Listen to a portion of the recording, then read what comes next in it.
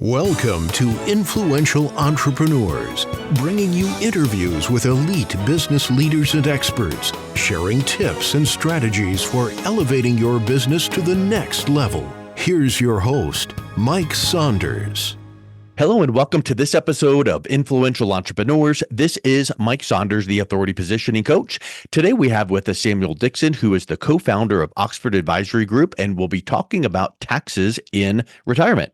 Samuel, welcome to the program. Thanks for having me, Mike. Excited to be here today. Yeah, you're welcome. I always love learning from different people, getting their backgrounds and perspectives, because it can be the same topic, but you can get a whole different flavor. So I'm excited to learn from you on your perspectives on taxes and retirement. But before we dive into that, give us a little bit of your background, your story, and how did you get into the industry? Yeah, it's pretty interesting. At a young age, so I co-founded this firm with actually my brother, Christopher Dixon. So what's interesting is at a young age, we saw a relative go through a super difficult time financially, ended up losing a house. Okay. Didn't really understand why. I was a little too young at the time, and just kind of knew we didn't go to that house anymore. Right. We had to help them move. We had to do all this stuff. So as you're a kid, you don't really understand. As I got older, I kind of started looking into it a lot more, especially in college. And I was actually going to go into mergers and acquisitions and go the whole straight up the Wall Street route. That was kind of where I was positioning myself. And then I started digging into that and realized, that was completely avoidable. Had that relative been given good advice or some type of good guidance, none of that even happened. So that was really eye-opening to me. And then I figured out, I kind of actually like working with people more than I do companies. You know what I mean? So it's just a little bit more personal touch to work with people, right? So that's kind of what steered it. And Chris obviously encountered the same thing in college after we graduated. Like, hey, we might want to actually go this route. So completely different angle than we were initially going, but it's worked out pretty well. It reminds me when you were describing people, you hear, B2B, business to business, or B2C, business to consumer. And I've often said that really we should look at those approaches and acronyms as H to H, human to human, because in reality, no matter what we're doing, we're helping or serving or providing value to humans, and there's feelings and yes, you need to logically understand numbers and things like that, but look at that impact that stuck with you all of these years with that loss of a house, and it just hits you in the gut, and the confusion there, and it's almost kind of like I'm certain that you feel this way. If you can just help this one family prevent that, and then the next family, you don't need to save the world, but just this one and this one and this one, and just kind of ties into your purpose, right? Oh, absolutely. So, a big motivator for Chris and I with Oxford is how many families can we have an impact on, right? So, we look at it as, hey, I'm helping, because we focus on retirement is our bread and butter, but hey, I'm helping this person with their retirement, but hey, they also get to go visit their kids more now because they can afford to, because we did a plan. Hey, they can visit their grandkids and be an impact in their grandkids' life. So it's not just one generation we're helping. We see it as 3 to 4 generations we're actually having a direct impact on it. And, it's rare, Mike, to find a profession, this is my opinion, to find a profession where, you can make a pretty good living and also give back kind of to that magnitude, right? The medical profession, you can certainly do it. Look, biology never interested me, man. It's not my thing, right? Yeah. So, and you could be selling cars, and nothing wrong with people selling cars, but it doesn't really have that legacy impact like you're describing here. So I totally see what you mean. Yeah. So, that's kind of is our driving motivator, and we keep a counter on that per year. Hey, how many families did we help this year? How many plans did we develop for the retirement, help them? So it's pretty interesting to view it from that lens. So this is kind of this pops into my mind. Do you guys as a firm or individually, whether public or private, like you and your brother together, do you have a number? Like, we want to help before we retire and get out of this industry. We want to help 1 billion families, 1 million, 100,000. Do you have a certain number that you're kind of going here? This is where we want to head. I think years ago we started off, helping as many as me and Chris could. right? Yeah. And then we realized something. If we want to have a bigger impact and truly have a bigger reach, people are yearning for it. So we started expanding and opening different offices. I think we're up to like 7 now, Wow. 7 different offices, and it's helped. So to answer your question, more, right? The number's Yeah. more. I want to help more, and even Yeah. if it's helping in a different area or anything that we can do to help them in retirement financially, is it taxes, estate planning, is it income planning, like anything we can do, we count that as helping them. Well, and in some senses, if you had a certain number and you achieve that mentally, you could go, okay, well, we've hit that. So now, but I like the more because that means it's like I'm constantly and never ending improving my service and value to my clients. And it's not a number, it's just impact and impact. And then you're now able to have an exponential growth by opening up more offices and training more advisors to do the same thing you guys are doing. So I love that. We're talking about taxes in retirement and how to handle them, how to plan for them, how to mitigate taxes in retirement. We don't have 4 days straight to talk about this because I'm sure that 4 days straight would only be scratching the surface. But where do you start when you're working with your clients and helping them to start thinking about what they should be doing about taxes to plan for retirement?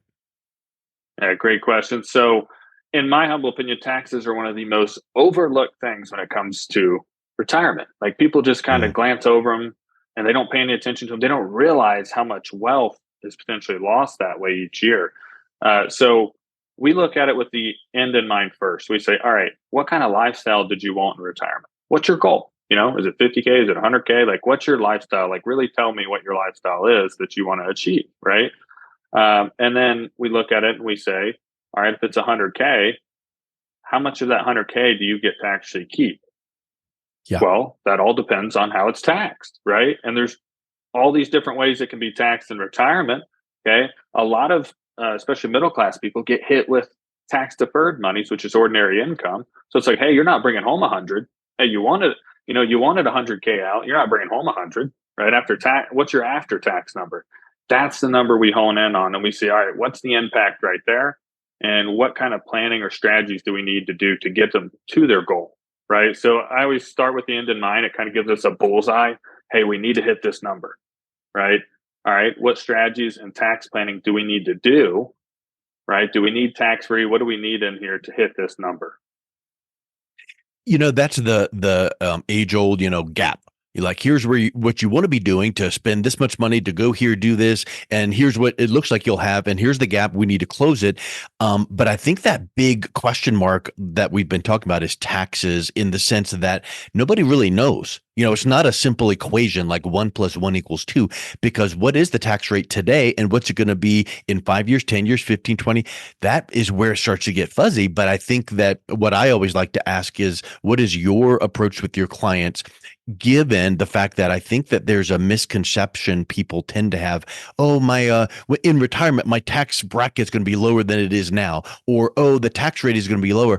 Well, is that the case? And secondly, isn't it true that the deficit, as growing fast as it is, the only way to tame that thing is to cut government spending, which probably will not happen the way we want it, or raise taxes? So where is taxes headed? Might not be down. Yeah, I would. I'm not a gambling man, Mike, but I wouldn't say down, Yep. right? Yeah. Yeah. We're at $34 trillion in debt and counting right now. Mhm. Record levels of debt, and people hear that all the time. If you look at historical tax rates with our debt, our taxes, they don't feel cheap. They're kind of cheap right now compared to what they've been in the past. Yeah. And at $34 trillion in debt, it eventually has to be paid, right? Yep.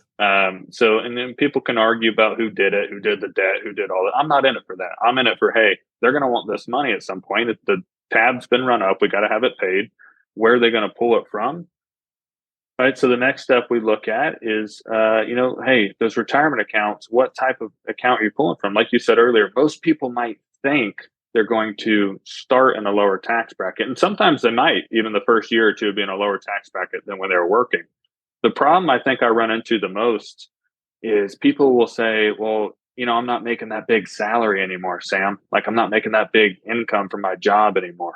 Right. Mhm. So my tax bracket will drop. It's like, okay, yeah. But where are you pulling the money from to live in retirement? Oh, well, I'm pulling that out of my 401k or my IRA. Okay. Are you aware that's taxed as ordinary income, similar to how you're when you're working, right? So they're in the same bracket. So if you're living on about the same money you were living on before from that salary, let's say your salary was 100K, hey, but you only want to live on 90, but you're pulling that out of a 401k or an IRA. Well, guess what? You're taxed the same almost, right? So it's not necessarily your bracket will drop. And in fact, I would say one of the biggest pitfalls is your bracket going up because of what we call required minimum distribution. So even if your bracket Yeah. drops initially, in your 70s, you have to start these required minimum distributions. I call them a ticking time bomb, right? Yeah. Because they start going off and they keep going off the rest of your retirement. They force you to pull out that taxable money, that tax deferred money, which is taxed like it's income. So on paper, it looks like you're pulling out all this money as income, even though you might not be spending it, right? Yeah. So that can actually cause your bracket to increase or not ever decrease, right? So it's kind of a twofold problem there. And, we see that only getting worse with the level of Yeah. debt we have today. And with those required minimum distributions, isn't it? I know that you know more than me. I'm just hearing things in the industry. So talk to this point. If someone says to you, "Oh, you know what? We had kind of a good year because we sold the RV and we got a little liquid cash or whatnot. I don't need to do my required minimum distribution, so I'm good to go." Well, if you don't do it at the right time, there could be several consequences, right?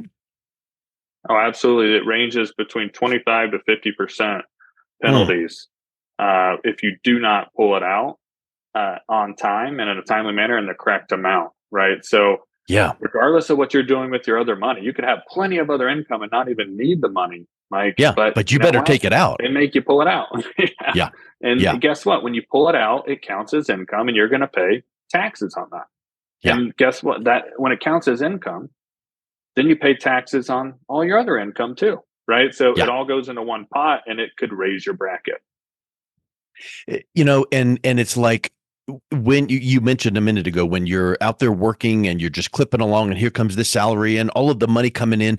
Yeah, you get this expense or that expense or taxes, but in one sense you realize that, okay, well, I got the paycheck coming in next week, next month, next quarter, whatever the case is. But in retirement, when you get that hit of an expense or taxes, things like that, it's a bigger hole in that bucket because there's not as much money coming in as it used to be. So this is not just something like, well, what are you going to do? Taxes are going to go up. We got to deal with it.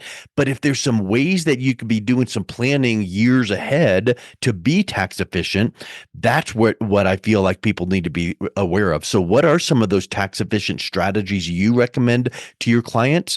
Like maybe, if we know that taxes are what they are now, because at least that's a known thing, what about doing some type of a conversion, taking some money out of that qualified account, taking the hit now and putting it into something that might be better, better taxed? Yeah, great question. So, everybody's situation is a little different. So let me preface it with that. But like, I'll give you Yep. a couple examples you might explore, right? Of course, you got to see it mathematically if it works out for you. But like you mentioned, an easier strategy to understand. We kind of look at ourselves as most people look at their taxes as looking in the rearview mirror. They're looking at what they did last year. Hey, how much am I going to pay because of what I did last year? And then they pay it, right? We see ourselves as instead of looking in the rearview mirror, we're looking out the windshield, right? I'm driving the Yeah. car and I'm driving to the destination where I want to go. What tax rate do I want to be in? What strategies do I need to do today so I don't have to pay that next year like I did last year, right? So one thing you'd look at would be, an easy one for most people to understand is Roth conversions. Those are really popular right now. And some people get like really drastic with it. And I remind them, you don't have to do the full IRA to a Roth IRA. You don't have to do the full 401k to a Roth and pay all that in 1 year.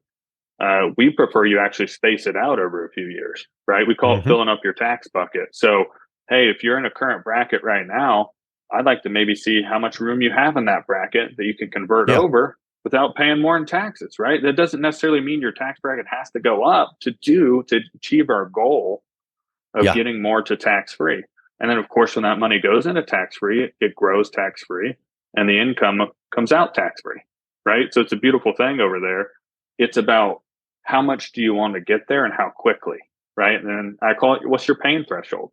Okay. If you want your Yeah. taxes tax bracket to stay the same, we'll build that plan out. Then I have some people like, hey, I don't mind going up one bracket, Sam. All right, then here's how much we should move over year by year. And again, it's not a one-time thing. It's a, hey, let's look at this year to year to year. Let's build a plan. And most It's a importantly, strategy. Mike, let's implement the plan. Exactly. Let's implement it, Yeah. right? Let's make sure you're Because actually some doing it, people not might just go, once. I'm sure you've had some people say, hey, that sounds good. Let's just get her done. Just one whack, get her done. But you might jump 2, 3 tax brackets to your point. And if you spread it out, yeah, there's some paperwork or some steps, each year. But if we keep you under that threshold, and again, like you said, this is not something that works for every single person every single time. Everyone's different. There's unique financial situations. And let's do what feels right. But if you can reposition something out of an account that's never been taxed and is going to get the big old tax whenever it comes out, why not start dribbling it out now, paying what we currently know is probably lower taxes than what it will be in 5 or 10 years. We don't know for sure.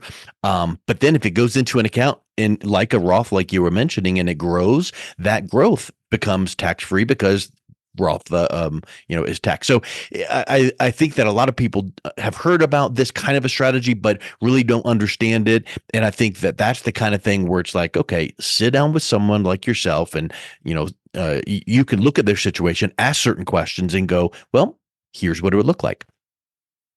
Yeah, absolutely. We always tell people, what you mentioned earlier is I have people say, let's do it all in 1 year. And I'm like, all right, well, let me show you the math on that. Yeah. Right? Let me make Yeah. sure you're very aware of that. And then sometimes like what tax impact is it going to have if you do all that? As long as we know the good and bad up front, it's usually people are Yeah. usually okay with it if the good outweighs the bad. I think it's important to bring that up front, right? And then I've had some people where I'll show them the math. They're like, oh, well, you know what, Sam, let's do it over 5 years instead. I like that plan better. So we always say, hey, we'll try a couple different strategies. We'll show you different options, and then let you make an informed decision. That way you're not just shooting from the hip. We know mathematically, and you have examples of maybe 3 different situations, 3 different strategies we might think you qualify for and recommend. And then you get a pick and you can see the impact of each one. But it kind of goes back to, I always tell people, 20 years ago, if you could go back, or even 30 years ago, and buy Apple for the price it was, 30 years ago, what type of account would you prefer to buy Apple in? Right? Would you prefer to buy it in a taxable account or a tax-free account where all that If growth the last 30 yeah. years was tax-free? Yeah, if Right? possible, that would And be then all the great. income you pull, it'd be fantastic, wouldn't it? So why aren't we Yeah. trying to achieve that today then? Right, with the same bucket and navigating some money over there to Yeah. that tax-free bucket to get some of that tax-free growth. I'm not saying put everything over there, Yeah. but a portion of the portfolio, we could see that as being pretty reasonable. Give you a little bit of protection in case they hike taxes. Yep. Yep. And again, everybody's different. And you might show someone scenario A and B, and they might want to do it all in one for their whatever other reasons, because it's not like you care. You're just showing them the options. And I think that's what makes people feel comfortable. They're never going to be forced to do something that they don't understand or don't want to do, but show me the options. And when you probably can show it to them in a report in black and white and go, oh my, that's a big difference one way or the other. And so I think that's what's really, really huge.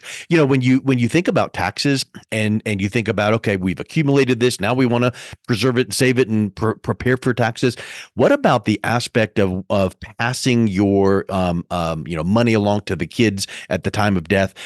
How does that work with taxes there? Are there some strategies you can advise your clients to put into place now so that the kids would receive those funds with as little taxes as possible? Absolutely. So there's things we look at there, and we say, legacy is one of your goals. How much are you planning on leaving? And again, back to what I mentioned earlier, it's all right, Sam, I wanted to leave this much money. Okay, well, you're currently leaving it in a taxable bucket to where it's going to be taxed, and that won't be the dollar amount that gets left behind. I want to leave $1 million. Okay, well, it's $1 million taxable. So here's what you could net in today's taxes. Now we don't know what the future taxes are going to be, so it could be 400 grand, 500 grand. I don't know, right? So if that's any one of your goals, that's where we would then say, all right, you might want to reposition to the tax-free area and some type of a tax-free account. And then let's just go ahead and give that account a job description, right? Just like when you had a job description. We're going to give that account a job description. We're going to say, hey, this is going to be for legacy. We want it to be tax-free today, and we want it to, most importantly, stay tax-free when it passes on to the next generation. 100%. And I think that sometimes people might say to you, Samuel, sounds great and wonderful. I don't understand everything, but it just is it almost feels laborious, which means you should now handle this upfront well ahead of the time when you need to make these decisions. Because if it feels laborious and confusing now, imagine what it feels like if there's a constricted amount of time to put some of these strategies into place. Because doing one of those conversions you mentioned, that takes a minute or two. And it's not like you can just push a button and go, okay, here it is. You need a little bit of runway. So what would you say to people hearing this saying, okay, you need to make some of these decisions and strategies? Should that be 1 year before retirement, 10 years? What is the sweet spot there? What's the old saying? The best time to plant a tree was 30 years ago. The second Yep. best time's today, right? I would say what it comes down to is more so, how much do you want to get there? Do you want to do the labor intensive process yourself? Do you want to find somebody in the industry who does it? I'm not saying it has to be us. I mean, anybody who's qualified can do it, right? And map that out for you, right? It depends if you want to kind of do the heavy lifting yourself, or you want to put the burden on somebody else and have them help you do the heavy lifting. So it sounds labor intensive, but if you partner up with the right person, maybe it's not so labor intensive on you. Maybe it's not as hard as you'd think.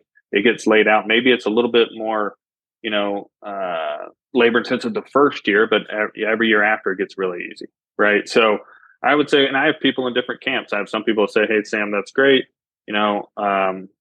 I want to try to do like most of it myself," or, "Hey, I don't want to do any of it. I'd rather you guys help me and advise me on the whole process," right? And we're good with either one. I don't care either way. We're here to help people. Yeah.